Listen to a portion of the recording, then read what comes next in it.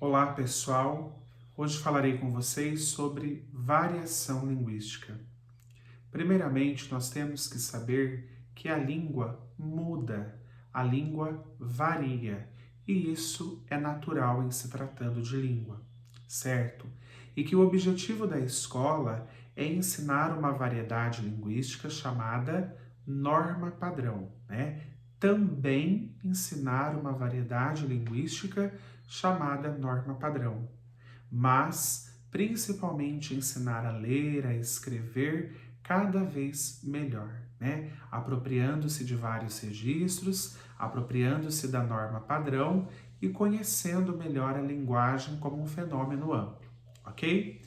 Mas vamos entender um pouco sobre a norma padrão antes de falarmos das outras variedades, né, e de entendermos melhor como a língua varia. A norma padrão, né, é um conjunto de regras que geralmente são prescritas e são descritas e prescritas em livros chamados gramáticas. Então existem muitas gramáticas da língua portuguesa. Eu vou mostrar algumas para vocês. Então aqui, Evanildo Bechara, Moderna Gramática Portuguesa. O Evanildo, além de membro da Academia Brasileira de Letras, foi presidente durante um tempo, tá? E escreve muito sobre língua portuguesa normativa, sobre normas, regras. Também dele uma gramática fácil. Essa nova gramática do português contemporâneo, de que gosto bastante também, do Celso Cunha e Lindley Sintra. Uma gramática um pouco mais didática, do José Nicola, acho bem interessante para o ensino médio. E a minha predileta, Gramática Faraco e Moura. Enfim, estes livros aqui trazem a descrição e principalmente a prescrição de regras. Quando você vai ao médico, quando você está doente, o médico não prescreve remédios para você melhorar. O que ocorre aqui? Esses escritores prescrevem usos, regras, para nós falarmos e escrevermos. E se nós seguirmos esses usos prescritos aqui, essas regras, esses modelos de escrita e de fala, nós seguiremos a norma padrão, tá? Então, o objetivo da escola também, não somente, também é o ensino da norma padrão. Ocorre que a língua varia. Então, existem muitas variedades linguísticas. E essas variedades ocorrem de acordo com vários fatores. E é o que eu vou tentar falar um pouquinho para vocês, tá? Então, primeiramente, nós falamos a língua portuguesa. Será que o português falado por nós aqui no Brasil é igual em todas as regiões? Sim e não, né? Basicamente sim e basicamente não. Existem muitas diferenças, tá? Existem diferenças de pronúncia, que é o nível fonológico. Existem diferenças de vocabulário, de escolha de palavras, que é o nível lexical, né? Existem diferenças de estruturas de composição das frases, que é o nível sintático. Então há diferenças. É claro que algumas regiões nós sabemos, em algumas regiões nós falamos aipim, em outras regiões nós falamos macaxeira, enfim, existem outras regiões nós usamos outra palavra. Então, de acordo com a região, há mudanças, há diferenças, tá? E pensando numa condição um pouco mais ampla, existe diferença entre o português falado no Brasil e o português falado em Portugal? Sim, existem muitas diferenças entre o português falado no Brasil e o português falado em Portugal, assim como entre esses dois, né, essas duas modalidades, e o português falado em cada uma das regiões da África em que ele é falado, né, dos países africanos. Então existem essas diferenças. Por exemplo, lá em Portugal, nós falamos o quê? Betão. E aqui nós falamos concreto. Sabe quando você mistura o cimento com a areia? Não tem aquilo? Né? Então existem essas diferenças. Lá em Portugal, eles usam cueca, significando calcinha. Então, olha uma diferença aí no nível. lexical, né, que é o nível do vocabulário, das palavrinhas. Então existem muitas diferenças. E, por exemplo, vamos pegar uma diferença na estrutura da frase. Lá em Portugal, eles gostam bastante da ênclise. Nossa, o que é isso? Dê-me um cigarro. Aqui no Brasil, nós não colocamos esse me depois do verbo. Nós falamos me dá um cigarro. Ah, mas qual é a norma? Se você olhar este livro aqui, este livro que traz as normas, as regras, que prescreve, aqui está como o português de Portugal, né? Dê-me um cigarro. Mas se você ouvir, né, na rua os falantes, muito raramente você encontrará essa construção. Inclusive no falar, né, no jeito de falar de pessoas com mais escolaridade. Por isso eu quero abordar uma questão muito importante com vocês, né? Essa questão de associar a norma padrão à norma culta, falar que a norma padrão é a norma culta, né? Precisamos tomar cuidado com isso. Por quê? Porque existem pessoas que concluíram a educação básica, que fizeram o ensino superior, a educação superior, e que falam, né, me dá um cigarro. Né? Então, de certa forma, não estão seguindo 100% e é muito difícil, talvez seja impossível a pessoa seguir 100% todas essas prescrições, né? Utilizando esse tipo de registro. Então, existem pessoas que são consideradas cultas porque adquiriram, concluíram a educação básica, prosseguiram os estudos, também ensino superior, enfim, estão em contextos mais favoráveis em relação à escolaridade, mas não estão falando conforme a norma 100%. Então, nós não podemos associar a norma culta à norma padrão, né? Evidentemente, a norma padrão, quando utilizada, é aquela de maior prestígio social, né? Por quê? Porque a norma padrão é utilizada nos livros didáticos, é utilizada na sala de aula, nas conferências, nos documentos oficiais, nos jornais e nas revistas, né, de maior circulação do país. Então, por isso é importante aprendermos a norma padrão também, né? Para nós tentarmos utilizá-la e para nós nos apropriarmos desses gêneros textuais, desses contextos mais cultos. Agora, falando um pouquinho da variedade, né?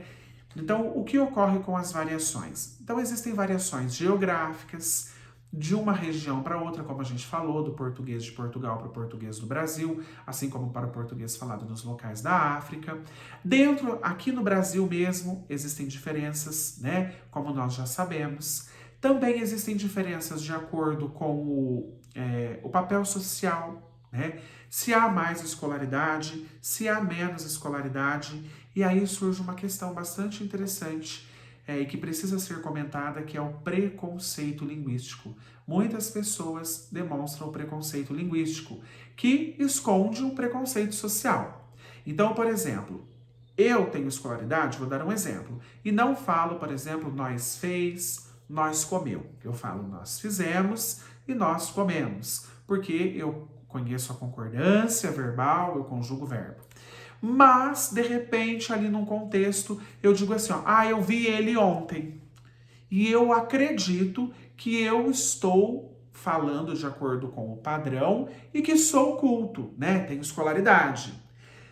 Quando eu vejo alguém falando nós vai, eu já torço o nariz e falo, olha ali, fala feio, fala esquisito, fala errado. Isso é o preconceito linguístico. É quando eu não domino tudo isso daqui, todas essas normas, todo esse padrão, domino alguma parte, né? E acredito ainda que posso menosprezar, ridicularizar, diminuir a outra pessoa porque segue menos o padrão que eu, né?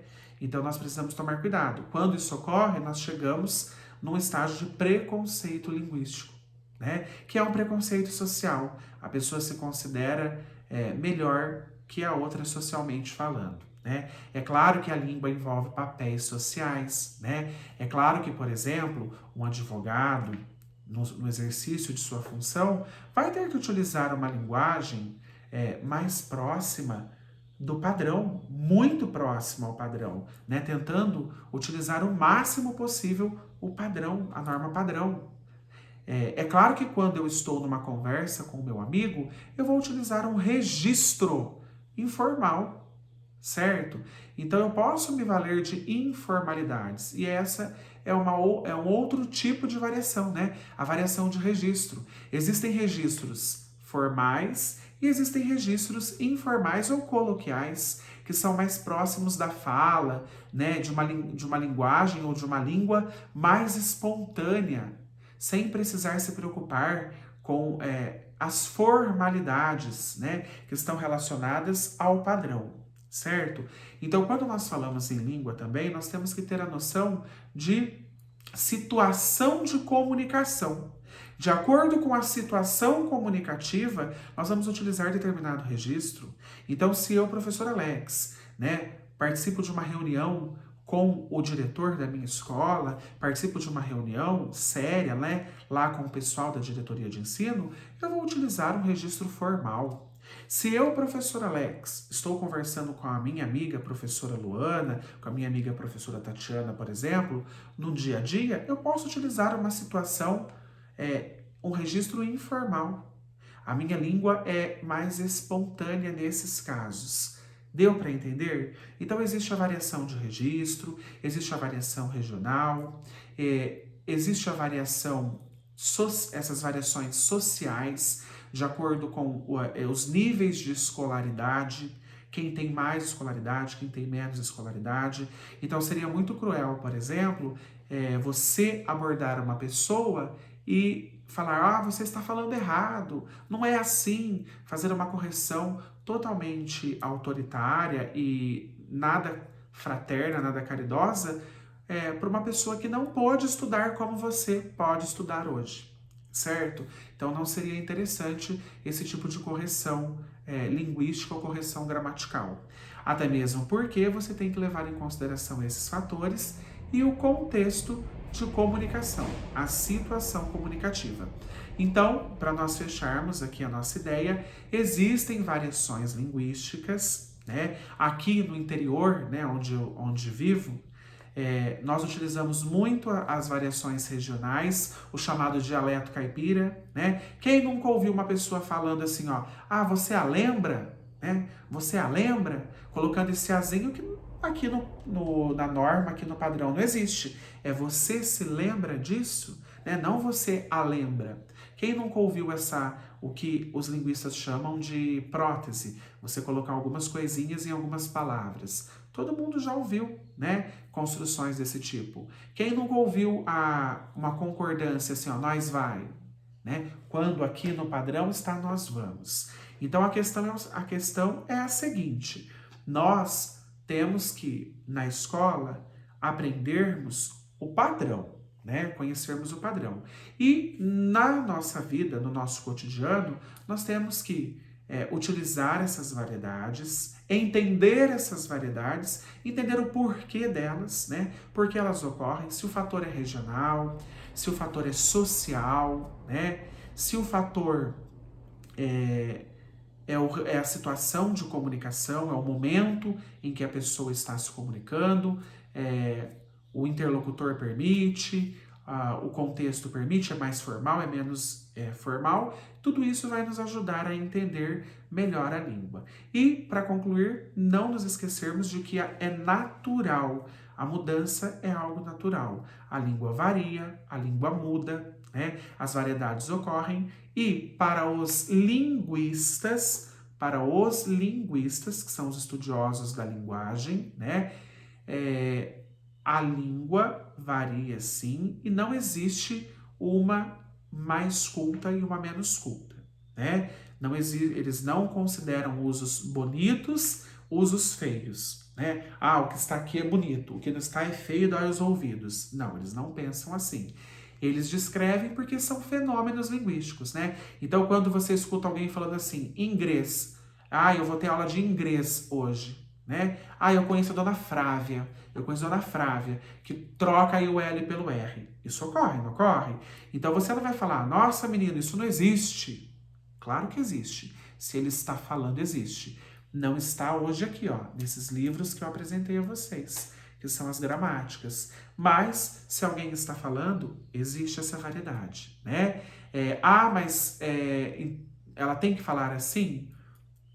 Se ela estiver estudando, ela tem que aprender o padrão e nós vamos respeitar esse falar, né? E aí o intuito é que ela aprenda o padrão e passe a utilizar o padrão em seus contextos mais formais. Mas nunca nós vamos menosprezar, nós vamos diminuir em decorrência desse tipo de falar, tá? O objetivo é ensinar, o objetivo não é diminuir, o objetivo não é deixar a pessoa envergonhada, nunca. Esse o objetivo da aula de língua portuguesa. Até mesmo porque o objetivo maior da aula de língua portuguesa, como eu disse no começo do vídeo, é trabalhar com a leitura e a escrita, né? De modo que cada vez mais a gente consiga formar leitores autônomos, leitores bons, leitores competentes, que se apropriem não só da língua, mas da linguagem como um fenômeno maior, sabendo se comunicar em diversos contextos, de diversas maneiras e atingindo as intenções envolvidas em cada um desses contextos e dessas maneiras, né? Esse seria o objetivo maior da aula de línguas, tá? Então, quando ocorrem essas variedades, essas variantes, nós temos que estar atentos a esses fatores que as envolvem, tudo bem? Espero que vocês tenham compreendido essa noção, né? É uma noção delicada, porque nós associamos ao ensino de língua duas palavrinhas, certo e errado. E essas palavrinhas, para o ensino de língua e de linguagem, como uma forma mais ampla, estão ultrapassadas, né? Talvez as palavras adequado e inadequado hoje sejam as melhores. Por quê? Porque nós temos que analisar a situação de comunicação. Né? Nós temos que analisar quem é o interlocutor, né? O que ele fala, qual é a intenção discursiva, qual é o seu discurso, né? De que gênero ele se vale, de que momento. Tudo isso deve ser avaliado para nós considerarmos, para nós validarmos os discursos que compõem a sociedade aí, tá? Então, visões preconceituosas, menosprezando, não são legais atualmente, tá? Nunca foram, né? E principalmente no contexto atual em que há muitos esclarecimentos e muitas discussões sobre esses temas, ok?